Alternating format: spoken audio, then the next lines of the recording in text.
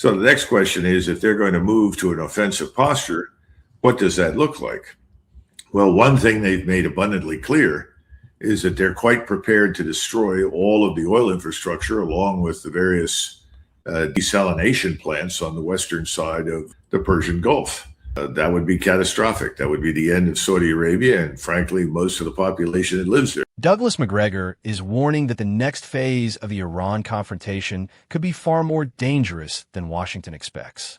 He argues that Iran may no longer be waiting to defend itself and could instead target the oil facilities, shipping routes, and desalination plants that keep the Persian Gulf functioning. But his warning goes even further, because if the conflict expands, MacGregor believes America could face a military logistics crisis, an energy shock, and financial consequences reaching directly into the bond market. And according to him, Washington may be approaching a collision it can no longer control. Well, look, we know that right now the diesel shortage has already begun to hit in Europe.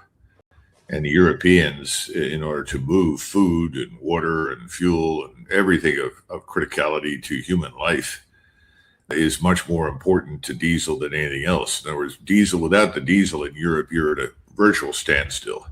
I think we can comfortably say something that, I've talked about in the past, but I think now is becoming very acute.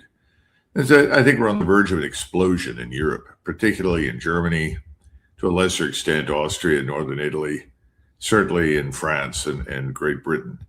No diesel means serious state of emergency. And, again, what's astonishing to me is that only now people are beginning to finally wake up to the fact that in addition to diesel and jet fuel, and jet fuel, of course, is going through the roof, and we continue to try and suppress that price with whatever we have in stock. The truth is that 40% of your sulfur comes out of the Middle East. And sulfur is critical to a whole range of mining operations, refining. And all of this is going to come down like a ton of rocks on Europe first and on us as well. MacGregor's first warning is that this conflict cannot be separated from the global economy. Diesel moves food, industrial equipment, and essential supplies. Jet fuel affects aviation, while sulfur is critical for mining, refining, and fertilizer production. His argument is that disruption in the Persian Gulf would not remain confined to oil prices. It could spread through transportation, manufacturing, and food production, hitting Europe first, but eventually reaching American consumers. Well, distinguishing delusional statements and thinking from belief is difficult. I don't know how much he actually believes and how much he says because he wants it to be true, and he thinks that miraculously between the time he says it and some point in the future it can be made real. I just don't know. I think the world, if you look at Trump as a radio, I think the world, most of it has largely turned him off.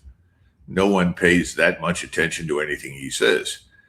A friend of mine just came back from upstate New York, where he's from, and he spent a lot of time up there, Utica and north, all the way up to the Canadian border, traveling around, seeing friends. And he said no one up there is even remotely interested in anything in the Iranian conflict. He said most of them don't pay much attention to it, but they are paying attention to the rises in fuel prices, the changes in the price of food. I think at some point there's going to be a collision with reality for him, but it's not going to come in the way he thinks. It's not going to be a magical transformation of the Persian Gulf into a little lake that we call, his personal pond, and everyone is operating freely. I think it's going to come in the form of rising prices and real anger here at home as well as overseas. This is the political vulnerability MacGregor believes Washington is underestimating. Most Americans may not follow the daily military developments in the Persian Gulf, but they will notice higher gasoline, food, and transportation costs. If the administration continues claiming the situation is under control while household expenses keep climbing, the war's political consequences could arrive much faster than its military conclusion. What kind of course are we on? We're on a collision course. It's a collision course with reality, which reality dictates more war. Now, at some point, it all collapses because we can't keep it up. Now, we've already seen problems in the Navy. Now, how severe they are, how many problems they've had aboard ship, that's a matter for speculation. We can't know without being there. And there are various reports that conflict with each other. But we can imagine that if you keep people at sea for almost, 10 months, 290 days, that they're going to be miserable. Gee, what a shocker. But there's something else going on. And this goes to your comment about what can we do. We have serious problems with logistics. You'll remember when this whole thing started, one of our discussion points was Iran is fighting on its doorstep, much like Russia is fighting on its doorstep. Well, that's an enormous advantage that we don't have. We have to ship everything 6,000 miles. And we have very few ports in the area that are really open to us for any length of time because we're not terribly popular. We're seen as the problem, as the source of the war. Now, if you don't have very many ports that you can go to, then you turn to naval resupply. Well, naval resupply has changed over many decades. We've cut back on the numbers of ships. In fact, I don't know that we have any right now that are manned by Navy sailors that reprovision ships. What we used to do is you had a fleet of commercial vessels that would come out to a certain point. Then U.S. Navy resupply ships that were actually armed would take over and they would complete the delivery process. We don't do that anymore. And it's a much more problematic and dangerous situation. And then finally, we don't have the depth and the force. When we operated back in the 60s, 70s, 80s, even in the early 90s, we still had well over 300, 400 ships. Not anymore.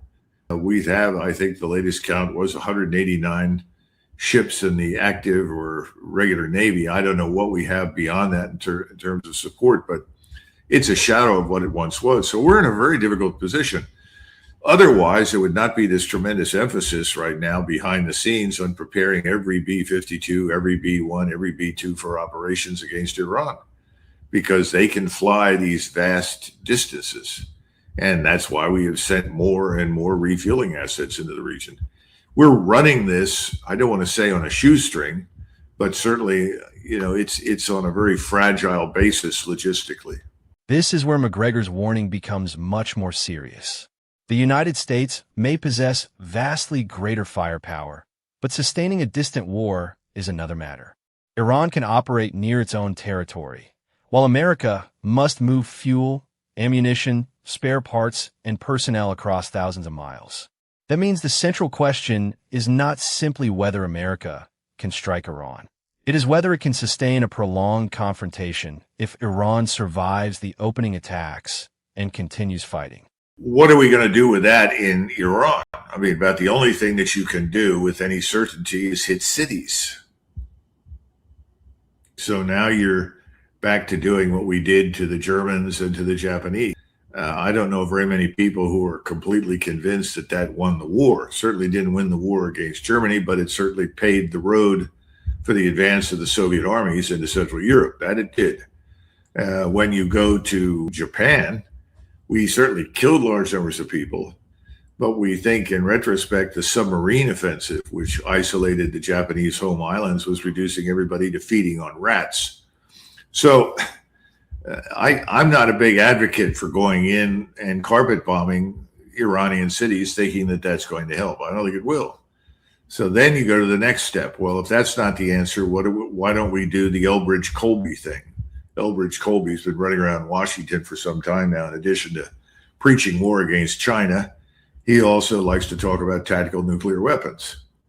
And we've talked about this before. My view is I agree with Colin Powell when he was chairman of the Joint Chiefs. It said, oh, yes, if we use a couple of tactical nuclear weapons, this is back in the 90s, well, I'm sure the Soviets will look at this. Well, that's just a small nuke. We don't need to become too excited over that.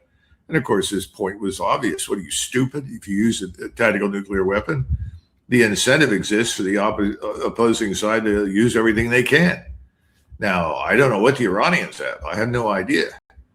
But this also then raises the question, depending upon how much damage you do, does this then precipitate something everybody's been talking about, which is the August 1914 scenario, where suddenly China and Russia both enter into the fray? That could happen. I hope not. I don't think they want to. I don't see any evidence that that's their preference. But I don't think they're going to stand by and allow us to completely obliterate or incinerate Iran. MacGregor's most dangerous scenario begins when conventional military options fail to produce a decisive outcome. He warns that using even a so-called tactical nuclear weapon could eliminate the distinction between limited and total war. It could also force Russia or China to reconsider remaining outside the conflict.